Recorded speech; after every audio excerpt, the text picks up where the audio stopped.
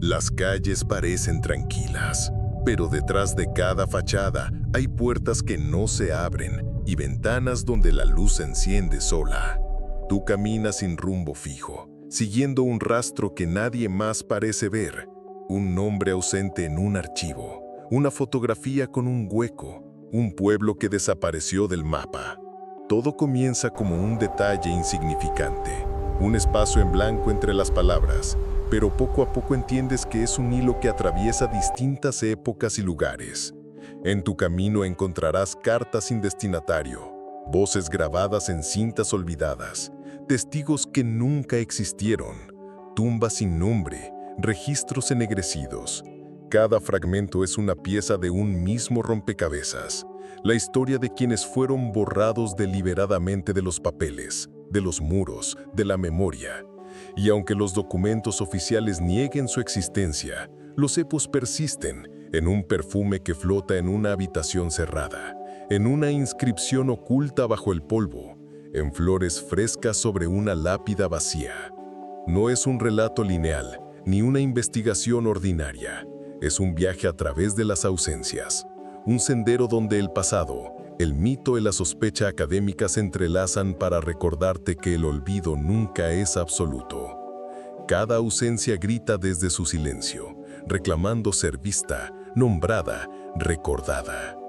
Respira hondo antes de seguir porque, al final de este recorrido, tal vez descubras que el nombre que desapareció de los registros no pertenece a una sola persona, sino a todos los que han sido arrancados de la memoria colectiva.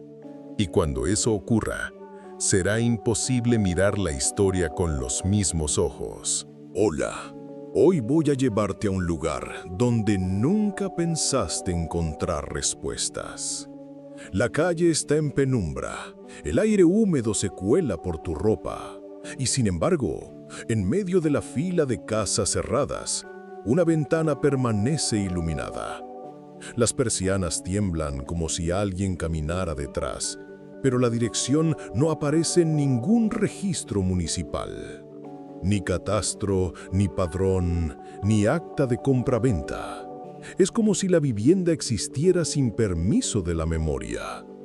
Un candado oxidado asegura la verja, pero desde dentro brota el murmullo apagado de una radio antigua, una melodía de los años 50 que nunca se corta. El olor a madera húmeda y tela vieja se mezcla con algo más, el perfume persistente de una colonia que ya no se fabrica. Te preguntas si no será tu imaginación, pero el sonido del interruptor encendiéndose confirma que hay alguien o algo moviéndose dentro. Pero ten cuidado.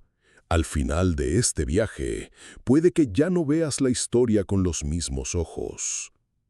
Antes de sumergirnos en esta historia extraña, tómate un segundo para darle like al video y suscribirte, pero solo si las verdades olvidadas y los vacíos en la memoria te intrigan tanto como a mí. Déjame en los comentarios desde dónde y a qué hora estás viendo esto. Quiero saber en qué parte del mundo, o más allá, estás tú ahora. Ahora respira, vacía tu mente y vamos a abrir las puertas de esas historias que nunca debieron ser enterradas. Cruzas el umbral con la sensación de estar violando un pacto no escrito. El pasillo está tapizado con fotografías en blanco y negro, todas viradas a sepia, pero cada una con un detalle extraño. Rostros difuminados, nombres escritos a lápiz y luego tachados, fechas corregidas con tinta que destiñe. Una silla de madera se balancea sola, como si alguien se hubiera levantado segundos antes de tu llegada. ¿Recuerdas que en 1957 la prensa española cubrió la misteriosa evacuación de una finca entera en la provincia de Ávila? Los vecinos aseguraron que las luces de las casas seguían encendiéndose solas semanas después. Algunos folcloristas todavía hablan de almas en pena, otros de experimentos militares ocultos en la zona. Y sin embargo, en los archivos oficiales, ninguna de aquellas familias tiene hoy descendientes registrados. Algunos historiadores aún debaten si aquel desalojo fue consecuencia de enfermedades rurales, de proyectos hidráulicos nunca completados o de un incendio borrado de las actas. Lo inquietante es que las direcciones, como la que pisas ahora, han sido literalmente arrancadas de planos y documentos. En las cartografías digitales, este número de portal salta de largo como si jamás hubiese existido. Te detienes frente a una mesa cubierta por un mantel de encaje amarillento. Encima, un sobre con la solapa levantada, sin destinatario, sin remitente legible. Solo un sello con un águila desgastada. Sientes que la carta espera a alguien que nunca llegó. Cierras los ojos un instante. El silencio pesa, y al abrirlos, la lámpara sobre la mesa parpadea 3 veces como una señal en clave. El archivo huele a polvo caliente, a humedad guardada por décadas en cajas de cartón. Caminas por un pasillo interminable de estanterías metálicas. Cada carpeta parece respirar en silencio, como si las hojas se hincharan y deshincharan con tu presencia. Tus dedos rozan una cubierta dura, color verde oliva, y en la etiqueta aparece un nombre escrito con letra pulcra de funcionario, tachado con cuchilla. No queda rastro de la tinta, solo la huella blanca de la incisión. Al abrir la carpeta, encuentras formularios administrativos de los años 30, fechas, sellos de caucho, anotaciones en azul. Pero cada vez que aparece el mismo nombre, ha sido cuidadosamente raspado. Se repite como un fantasma. Una palabra vacía, un espacio donde debería estar alguien. En las actas de nacimiento, en la matrícula escolar, incluso en un padrón de contribuyentes hay huecos visibles. La persona estuvo ahí y luego fue convertida en ausencia. El zumbido del fluorescente sobre tu cabeza acompaña el roce áspero del papel. Te preguntas si esto es un error archivístico, un descuido banal. Pero recuerdas que en plena guerra civil muchos expedientes fueron alterados deliberadamente. Se dice que quienes cambiaban de bando o caían en desgracia eran borrados de los registros, como si negar su nombre equivaliera a negar su vida. Los cronistas oficiales lo llamaban depuración, pero los ancianos del pueblo aún lo recuerdan como una condena a desaparecer incluso en la memoria de los vivos. Hay una hoja especialmente inquietante, una certificación de defunción fechada en 1938, firmada por un médico militar. El campo destinado al difunto está vacío. Solo aparece la causa: trauma craneal por proyectil. Algunos historiadores aún debaten si esos documentos incompletos corresponden a ejecuciones sumarias no reconocidas o si son simples errores burocráticos en tiempos de caos. Sin embargo, en muchas familias circula otra versión, que aquellos nombres se guardaban en secreto, escritos en cuadernos domésticos escondidos bajo las camas, para que la sangre no quedara sin voz. Un silencio espeso se instala cuando notas que el archivador está más limpio que el resto, como si alguien lo hubiese manipulado recientemente. La etiqueta arrancada deja marcas frescas, apenas visibles, como cicatrices en la cartulina. Y entonces lo piensas. Tal vez no solo fue borrado aquel nombre hace 80 años. Tal vez alguien siga empeñado hoy en que continúe ausente. La fluorescencia parpadea. Respiras hondo. En el fondo de la carpeta aparece un trozo de papel suelto con un fragmento de caligrafía femenina. No olvides que existió. Ninguna firma. Ningún indicio. Solo esa orden suave escrita en tinta ya casi invisible. Tu vista se nubla un instante. Te preguntas si no será la fatiga. Pero cuando cierras los ojos, la imagen del nombre borrado late como una sombra blanca en tu mente. Un hueco más fuerte que cualquier palabra. El sobre amarillento descansa sobre la mesa de nogal, como si hubiera aguardado tu llegada durante décadas. La solapa está quebrada y el papel cruje con un lamento suave cuando lo levantas. Dentro encuentras una hoja doblada en tres, escrita con tinta negra que ha perdido densidad hasta volverse un gris espectral. No hay nombre de destinatario, tampoco remitente, solo un texto breve, como un murmullo atrapado en la celulosa. Te encontraré en el lugar donde el tiempo no existe. La caligrafía es elegante, trazos firmes y curvos, propio de alguien educado en las primeras décadas del siglo XX. En la esquina superior derecha aparece un sello postal incompleto. Las marcas de la tinta circular muestran media fecha, 1900, y un trozo de nombre de ciudad que nadie reconoce. Los sellos de la época llevaban águilas, escudos o retratos de monarcas, pero este es diferente. Un emblema deformado que recuerda a un sol negro, de líneas concéntricas. El aire en la habitación se vuelve más frío. La lámpara sobre tu cabeza chisporrotea, como si la electricidad dudara en permanecer. Te preguntas si la carta nunca fue entregada, si se quedó atrapada en un buzón que no figura en ninguna ruta oficial de correos. Recuerdas que, durante la posguerra, existía la censura postal. Miles de cartas eran interceptadas, abiertas, y muchas jamás llegaban a destino. Algunos investigadores sugieren que se almacenaban en sótanos ministeriales. Otros aseguran que fueron destruidas en hornos clandestinos. Y sin embargo, aparecen de vez en cuando, en mercadillos de antigüedades, cartas sin nombres que parecen hablar de encuentros imposibles. Algunos historiadores aún debaten si estos fragmentos anónimos son pruebas de una red de comunicación secreta entre perseguidos políticos o si son simples residuos de una censura excesiva. Las leyendas populares, sin embargo, dicen otra cosa, que eran mensajes dirigidos a quienes ya no estaban vivos, palabras que viajaban sin dirección terrenal porque su verdadero destinatario habitaba el otro lado. Doblas la hoja con cuidado, pero notas algo. En el reverso, casi imperceptible, hay manchas de humedad que forman un contorno semejante a un rostro infantil. La sombra de dos ojos redondeados, una boca apenas marcada. Es solo una casualidad, te dices, pero la silueta parece observarte con atención. En ese momento recuerdas la mesa de archivo del cuarto número 7, aquella donde viste otra vez una frase solitaria. No olvides que existió. ¿Será que estas cartas y esos huecos de los registros pertenecen a la misma vida borrada? ¿O acaso diferentes existencias comparten el mismo destino de ser arrancadas del relato oficial?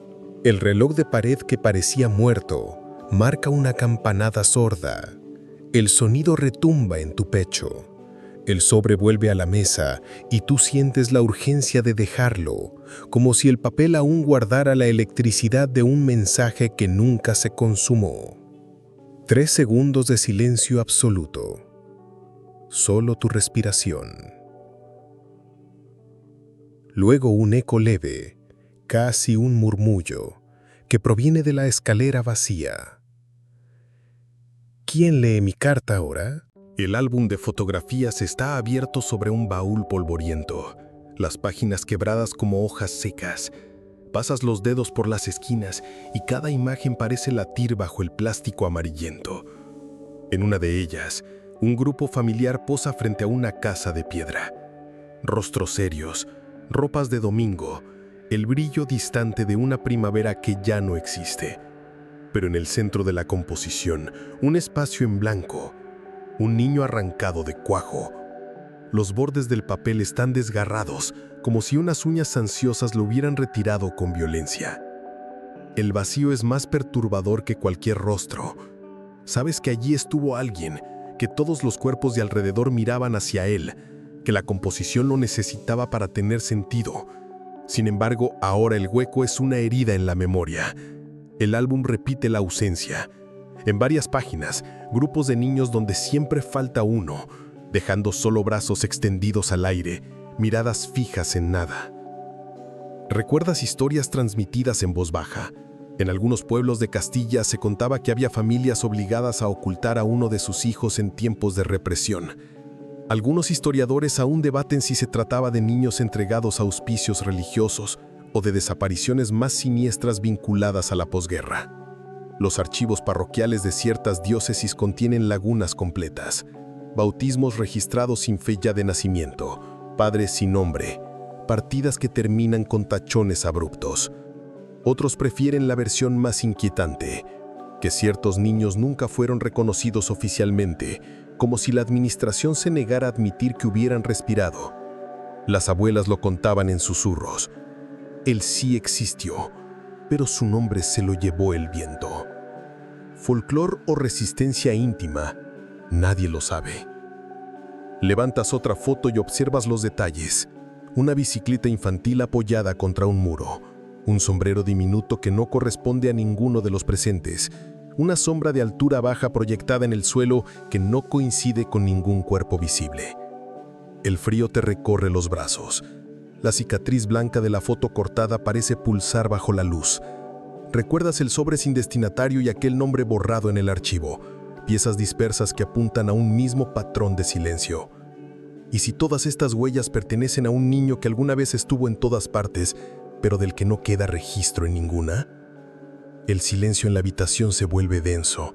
Cierras los ojos 3 segundos, buscando calma, pero la imagen del espacio arrancado sigue flotando en tu mente como un hueco ardiente. Cuando los abres, notas algo que antes no estaba. En la pared junto al álbum, alguien dibujó con carboncillo la silueta de una figura pequeña, un niño mirando de perfil hacia la puerta. No sabes si la figura siempre estuvo ahí o si apareció mientras hojeabas. La bombilla chisporrotea y el dibujo parece moverse. El hueco del álbum y la sombra de la pared se complementan, como si reclamaran la presencia de aquel que nunca debió desaparecer.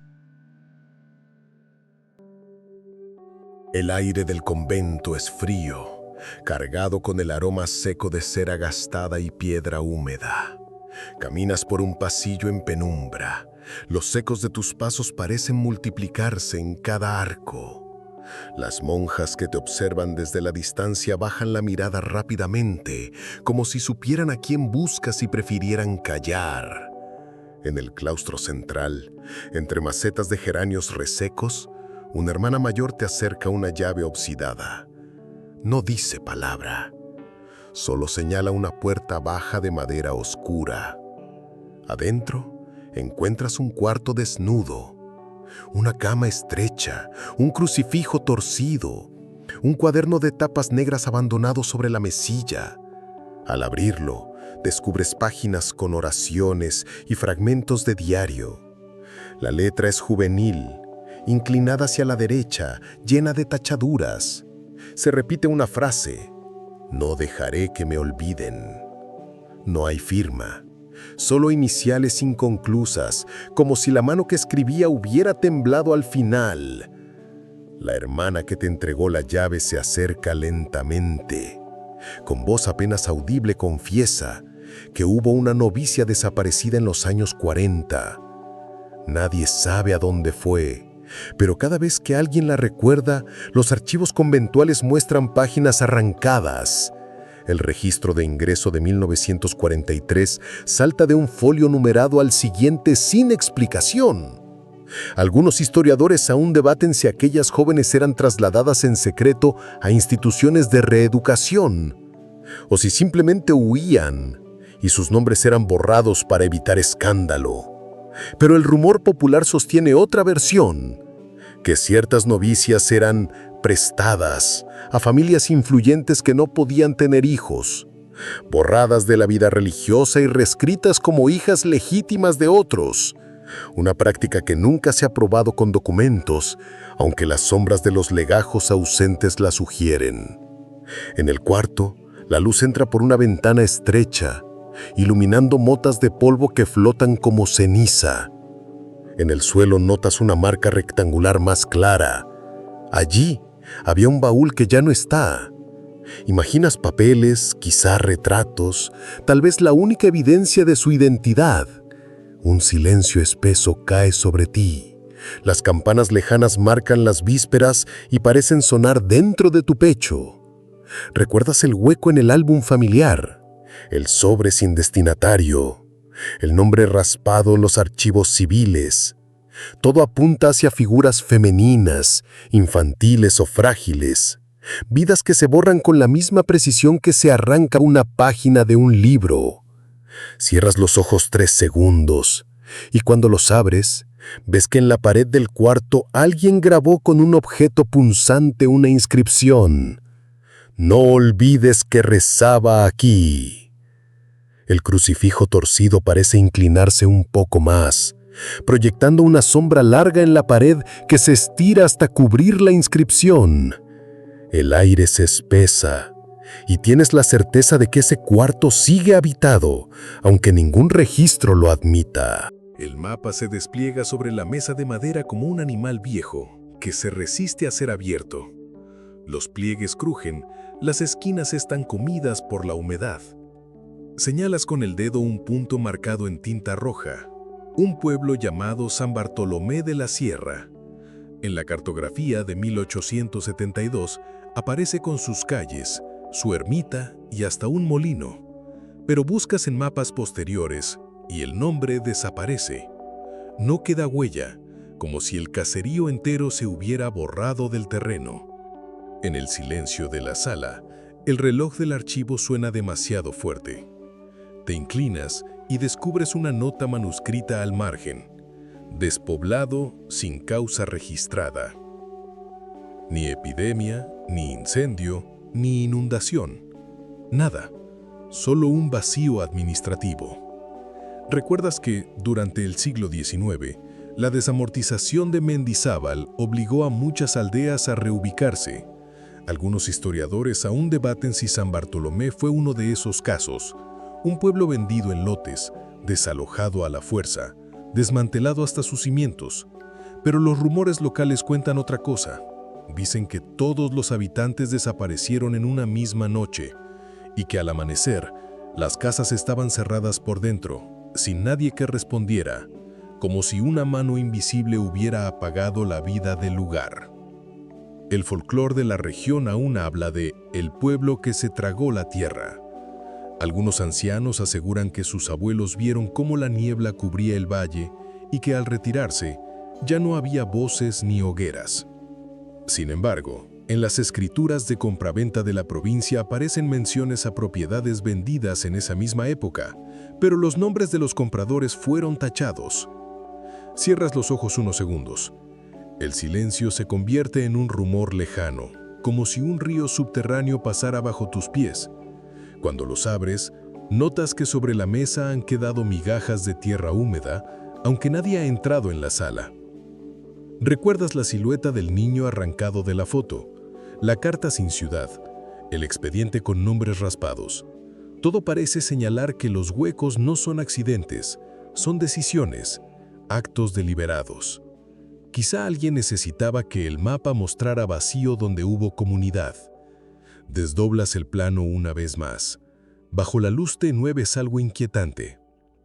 Junto al nombre borrado, unas líneas dibujadas a lápiz forman una cruz inclinada, y en el reverso, casi oculto, alguien escribió: «Aquí nadie existió nunca».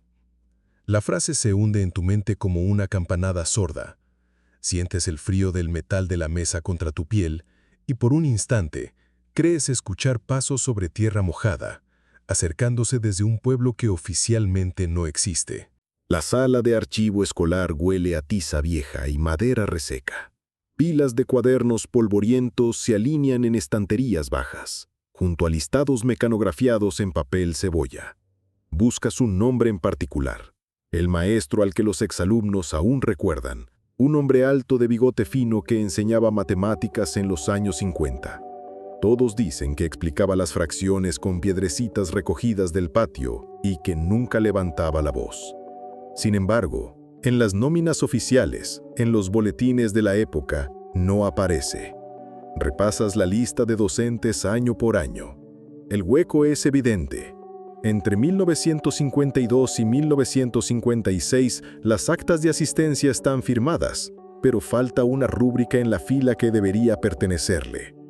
Solo un trazo de tinta borrado, como si alguien hubiera pasado una cuchilla. Algunos historiadores aún debaten si estos vacíos se deben a depuraciones políticas posteriores a la guerra, cuando maestros republicanos fueron expulsados y sustituidos por otros afines al régimen. La memoria académica, sin embargo, es contradictoria. Antiguos alumnos aseguran que aquel maestro nunca fue reemplazado, que estuvo allí cada día hasta que un amanecer dejó de llegar. El rumor popular sostiene que muchos de esos maestros desaparecidos fueron reeducados en lugares secretos o enviados a pueblos lejanos con otro nombre. Otros creen que fueron enterrados en fosas anónimas, condenados a no figurar ni en los registros escolares. Lo inquietante es que en las fotografías de grupo de esa época, los alumnos aparecen mirando hacia el borde, como si alguien estuviera de pie junto a ellos. Pero ese alguien fue recortado del negativo. Encuentras un cuaderno con ejercicios corregidos en tinta roja. Al pie de una operación mal resuelta hay una anotación breve. No olvides que eres más de lo que dicen. La caligrafía no coincide con la de otros maestros de la escuela. La frase late en tu cabeza igual que la inscripción del convento y la nota encontrada en el archivo civil. Cierras los ojos 3 segundos. La tiza chirrilla en tu mente, como si alguien escribiera en la pizarra vacía. Cuando los abres, sobre el suelo de madera aparece una fina capa blanca, como polvo reciente. Y entre ella, distingues una huella de zapato grande, hundida hacia la puerta. Te preguntas si ese maestro sigue caminando de aula en aula, invisible en los documentos, pero presente en cada recuerdo que se niega a borrarse. Afuera, un grupo de niños juega en el patio abandonado. Sus risas resuenan en pasillos vacíos que oficialmente nunca tuvieron maestro. El cementerio militar se extiende ante ti con un orden inquietante. Hileras de cruces alineadas, mármol blanco reflejando un sol que no calienta. Caminas entre las tumbas, cada una con un nombre, un rango, una fecha, hasta que encuentras un espacio extraño, una lápida lisa, sin inscripción alguna, rodeada de flores marchitas que alguien dejó hace poco. No figura en el registro de caídos. Nadie parece reclamarla oficialmente, pero alguien se ocupa de visitarla. En los listados oficiales de la Guerra de Ifni, de la División Azul y de la Guerra Civil, el nombre de un soldado en particular brilla por su ausencia. Sin embargo, veteranos entrevistados décadas después recuerdan con nitidez a un compañero, un joven de rostro anguloso, con una cicatriz en la mejilla y la costumbre de tararear coplas en las trincheras. Algunos lo llaman Juan, otros dicen que se llamaba Andrés. Ningún documento lo corrobora. Los historiadores aún discuten si se trata de un error administrativo. Tantos expedientes se perdieron en el caos bélico, o si fue un caso de depuración póstuma, práctica por la cual ciertos combatientes eran eliminados de los honores militares por razones políticas. Pero en la tradición oral del cuartel circula otro rumor, que el soldado fue borrado porque nunca murió del todo. Dicen que una noche se levantó tras recibir un disparo y caminó hacia la oscuridad sin regresar jamás. Te inclinas sobre la lápida sin nombre. El mármol refleja tu rostro, pero en la superficie húmeda crees ver un segundo perfil superpuesto al tuyo, con aquella cicatriz en la mejilla. El aire se vuelve más pesado. El olor a pólvora parece resucitar entre las flores secas. Recuerdas la nota del maestro, el mapa con la cruz inclinada, el álbum con el niño ausente. Cada pieza habla de alguien real que quedó fuera de los libros oficiales. Cierras los ojos 3 segundos y el silencio es total, tan profundo que parece tragarse hasta el viento. Al abrirlos, encuentras una frase tallada en la parte trasera de la piedra, oculta a la vista. Aquí yace quien nunca existió. El sonido de botas sobre grava retumba detrás de ti. Te giras, pero no hay nadie, solo la fila interminable de cruces, idénticas y sin rostro. El hospital abandonado huele a óxido y desinfectante rancio. El viento hace crujir las persianas metálicas y los pasillos resuenan con un eco hueco, como si aún circularan camillas invisibles. En una sala lateral, las carpetas médicas reposan en estantes torcidos, con el polvo acumulado sobre las tapas. Al abrir una de ellas, notas de inmediato que algo falta. Páginas arrancadas de raíz, bordes irregulares, fibras de papel desgarradas. El número de historia clínica está completo, el diagnóstico inicial también, pero el nombre del paciente no aparece en ninguna hoja. Revisas más carpetas y descubres un patrón, siempre un mismo intervalo de años, siempre casos de neumonía, tuberculosis o heridas extrañas, pero jamás un dato personal. Algunos historiadores de la medicina aún discuten si estas ausencias se deben a errores de archivo durante la transición política, o si fueron borrados intencionadamente para proteger a determinados individuos, pero las leyendas del personal sanitario cuentan otra cosa. Pacientes que nunca fueron dados de alta ni enterrados, enfermos que seguían ocupando camas vacías mucho después de su desaparición. Una hoja suelta cae al suelo. En ella, una anotación breve escrita con prisa. Paciente responde al nombre que no existe. La frase golpea tu memoria porque recuerda a las otras advertencias dispersas. No olvides que existió, no dejes que me olviden. El mismo eco repetido en lugares distintos. En la penumbra del pasillo escuchas el rodar de ruedas metálicas, como una camilla arrastrada, aunque no hay nadie. La puerta del archivo se cierra lentamente, sin manos que la empujen. Cierras los ojos 3 segundos y el sonido se detiene, pero al abrirlos ves en la pared una sombra inmóvil. La silueta de un hombre tumbado, con los brazos pegados al cuerpo, como si aún aguardara tratamiento. Las teorías más radicales aseguran que estos pacientes sin nombre eran víctimas de experimentos médicos ocultos, pruebas realizadas en secreto bajo pretexto de investigación sanitaria. La falta de registro sería entonces un velo deliberado. Otros sugieren que eran desertores o exiliados que ingresaban con identidades falsas y luego se perdían en los pasillos del silencio. Abres un cajón metálico y encuentras un estetoscopio oxidado. Al colocarlo en tus oídos, un latido débil resuena desde ninguna parte. No hay corazón, no hay cuerpo, pero el pulso persiste. Dejas el instrumento y vuelves al archivador. Ahí, en un margen olvidado, alguien escribió con lápiz casi borrado: vivo, aunque nadie me nombre. El aire se congela, una lámpara titila sobre tu cabeza, y entonces comprendes que los archivos clínicos, al igual que las nóminas, los mapas y las fotografías, están cosidos con hilos invisibles de vidas que se resisten a desaparecer. El magnetófono descansa sobre una mesa de roble carcomido, su cinta enrollada como una serpiente dormida.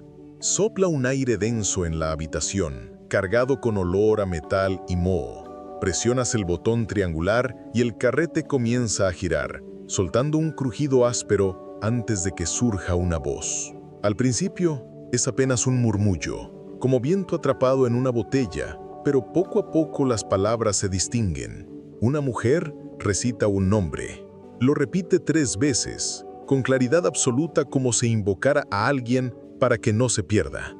Lo inquietante es que ese nombre no figura en ningún registro. Lo buscas en censos, en actas de nacimiento, en padrones electorales, nada. El sonido de la cinta es la única huella de su existencia.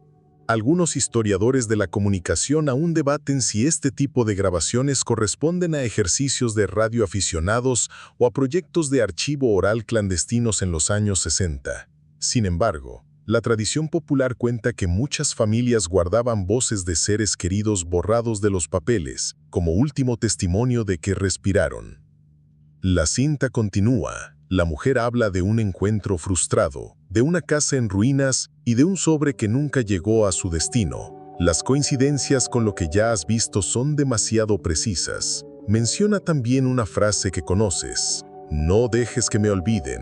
El eco atraviesa el carrete y parece retumbar dentro de tu pecho. Cierras los ojos 3 segundos. El magnetófono sigue reproduciendo, pero ya no reconoce solo una voz. Son varias, superpuestas, como un coro lejano. Voces que pronuncian nombres diferentes, ninguno verificable en documento alguno.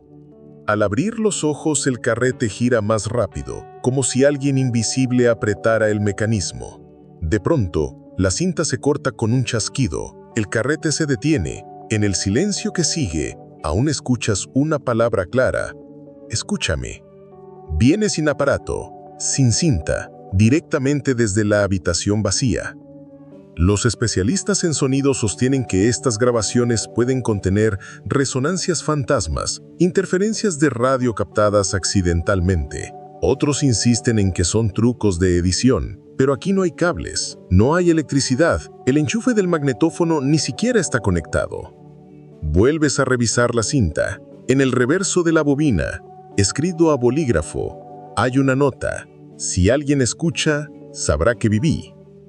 El silencio regresa con un peso insoportable. El eco de aquella voz, como las cartas sin dirección y las páginas arrancadas, insiste en lo mismo. Alguien que fue real, condenado a existir solo en los resquicios del olvido. El tribunal vacío huele a madera encerada y polvo legal.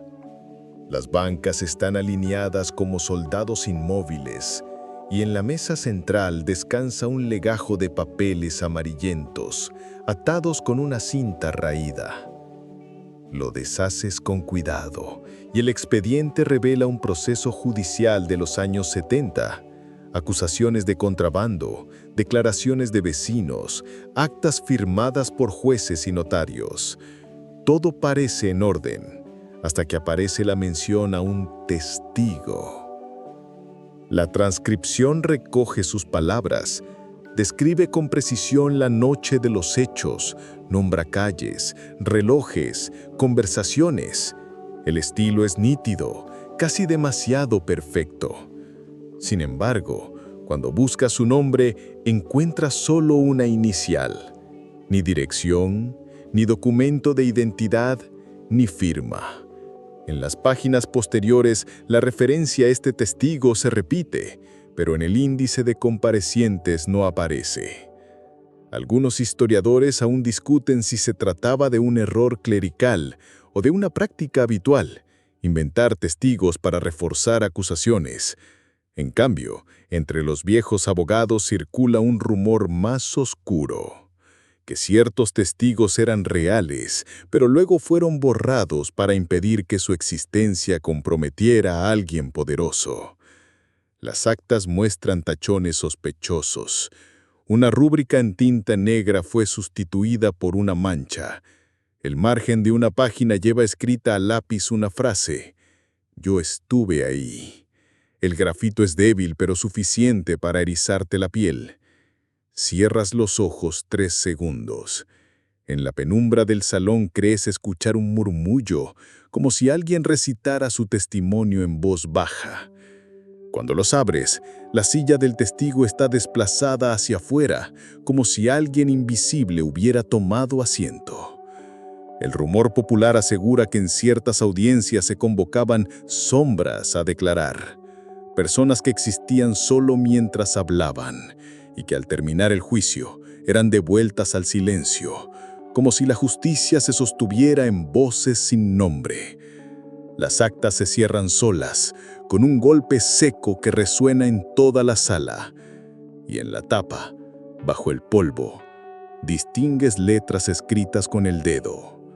No olvides que declaré. El mural ocupa toda la pared lateral del centro comunitario. Los colores, apagados por décadas de humedad, muestran escenas de cosechas, procesiones y juegos infantiles.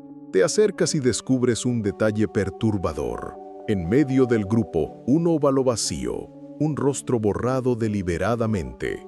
El contorno de la figura aún está ahí, los hombros y el cuerpo completos, pero la cara ha sido raspada con fuerza, dejando el yeso desnudo. El vacío atrae tu mirada. Los demás personajes parecen inclinarse hacia esa ausencia, como si su propia existencia dependiera de la figura perdida. ¿Recuerdas que en los años 70 este centro fue un espacio de reunión vecinal en el que se pintó el mural para conmemorar la recuperación de las tradiciones locales? Algunos historiadores aún debaten si la eliminación del rostro se debió a un conflicto político interno. El retratado habría caído en desgracia, condenado al borrado visual. Sin embargo, la gente del barrio cuenta otra versión, que el pintor jamás completó aquel rostro porque el modelo desapareció antes de que terminara la obra. Nadie supo a dónde fue, y el artista juró no pintar un sustituto.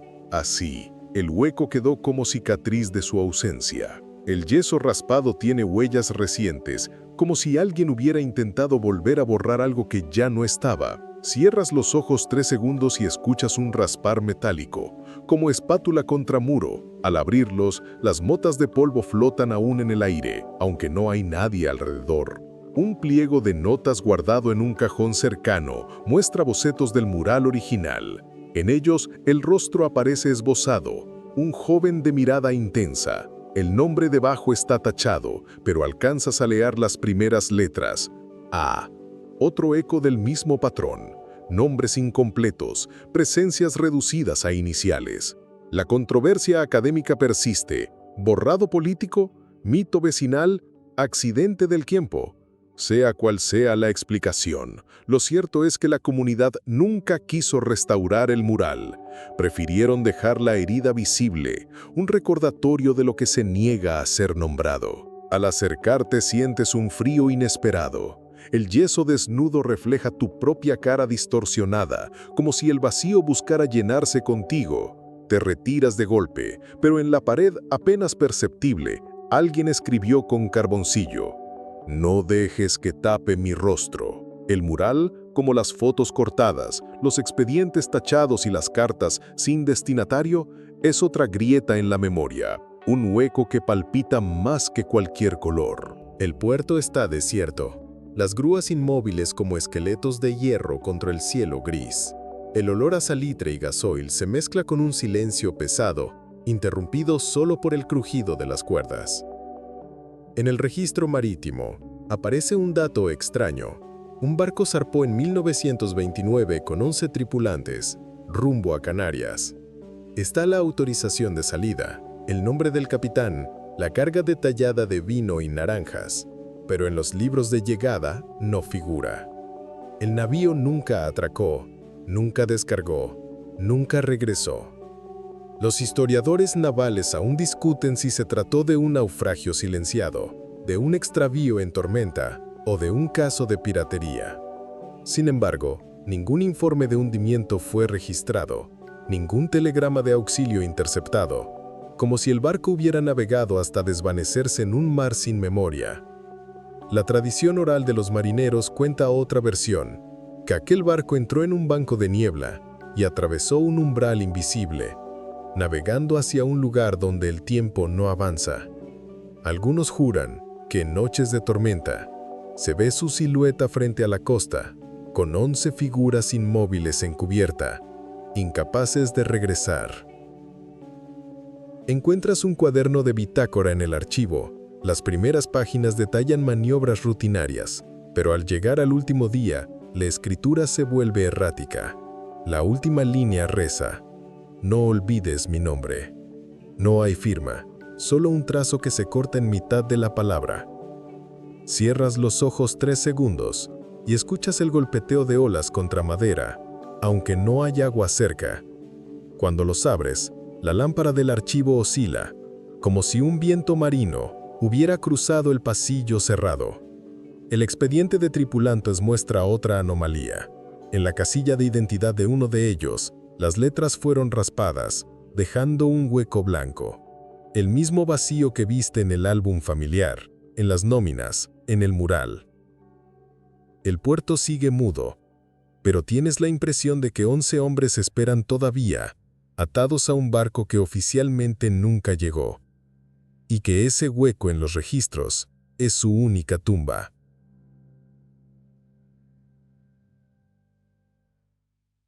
El censo descansa sobre la mesa del archivo provincial, sus páginas gruesas marcadas con sellos oficiales. Pasas el dedo por las columnas, nombres, edades, oficios, calles. Todo parece ordenado hasta que llegas a un bloque completo donde solo hay manchas negras, como si la tinta hubiera sangrado de forma deliberada. Familias enteras reducidas a rectángulos oscuros. No se trata de tachones improvisados, es un borrado meticuloso, idéntico en cada línea, como un sello de silencio aplicado con fuerza.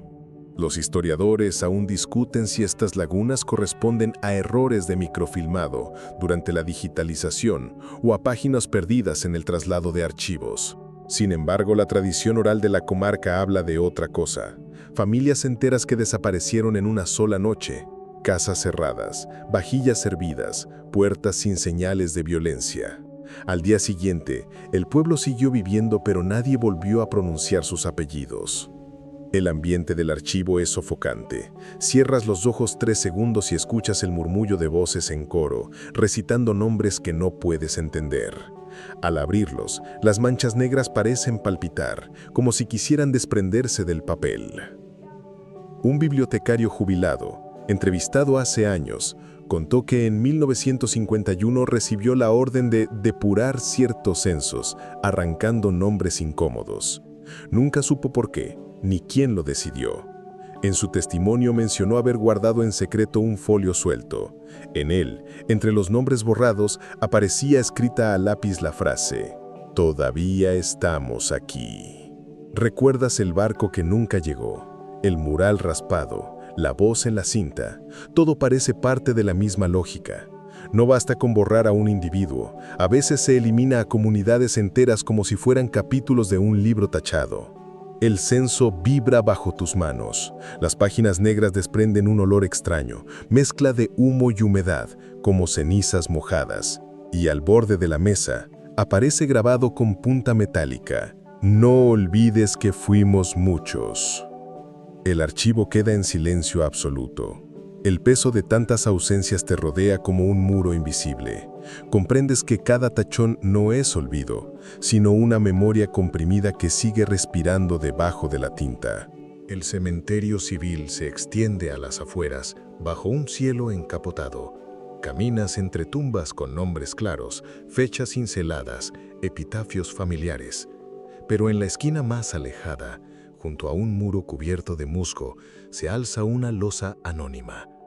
No tiene letras, ni cruz, ni símbolo alguno. Y sin embargo, sobre ella reposan flores frescas, claveles rojos, margaritas blancas, como si alguien viniera cada semana a rendir homenaje a un ser sin nombre. Te arrodillas para observar mejor. La piedra es rugosa, más antigua que las demás, como si hubiera sido trasladada de otro lugar. Al tocarla, notas marcas talladas que el tiempo desgastó.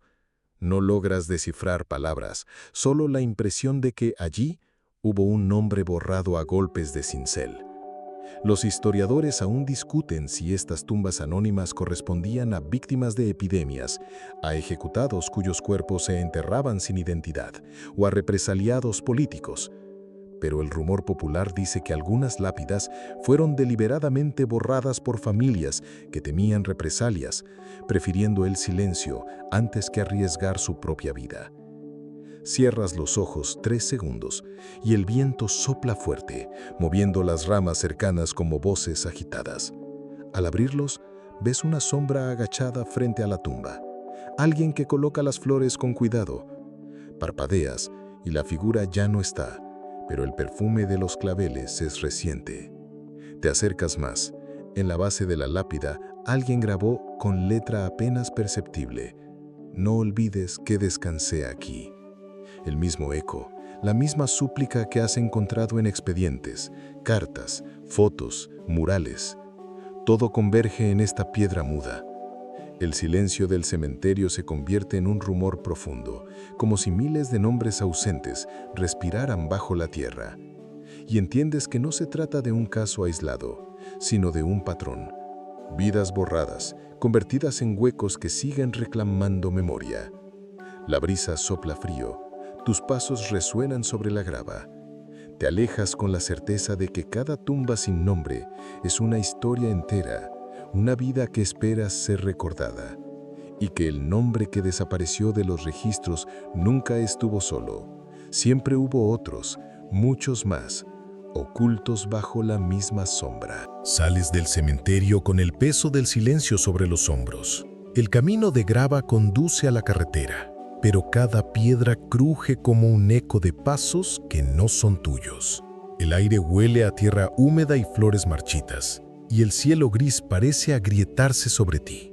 Miras atrás y la losa sin nombre se pierde entre las tumbas, como si jamás hubiera estado allí. El viaje que emprendiste comenzó con una casa encendida en la oscuridad y termina aquí, en una tumba anónima. Entre medias quedaron cartas sin destinatario, mapas con pueblos borrados, maestros sin nómina, soldados sin lápida, censos ennegrecidos. Cada fragmento parecía aislado, pero todos compartían la misma herida, la negación del nombre, la amputación de la memoria. Quizá los archivos puedan destruir papeles, quizá la piedra pueda rasparse, quizá la tinta se pueda tachar, pero lo que persiste es otra cosa. La huella invisible que se niega a desaparecer. La voz en una cinta, un dibujo infantil, un perfume en una habitación cerrada. Son restos frágiles, sí, pero más tercos que el olvido. Mientras caminas, el viento arrastra una frase que ya conoces. No olvides que existí. Podría ser eco, imaginación, o la insistencia de todos esos huecos que has visitado. Sientes que cada espacio borrado respira todavía, esperando a que alguien lo mire y lo recuerde. Quizá esa sea la única forma de justicia, nombrar lo innombrado, dejar que la ausencia vuelva a convertirse en presencia, aunque sea en un susurro, en una imagen, en una historia contada de nuevo. Tal vez esta noche el silencio no esté vacío. Tal vez solo espera que alguien recuerde.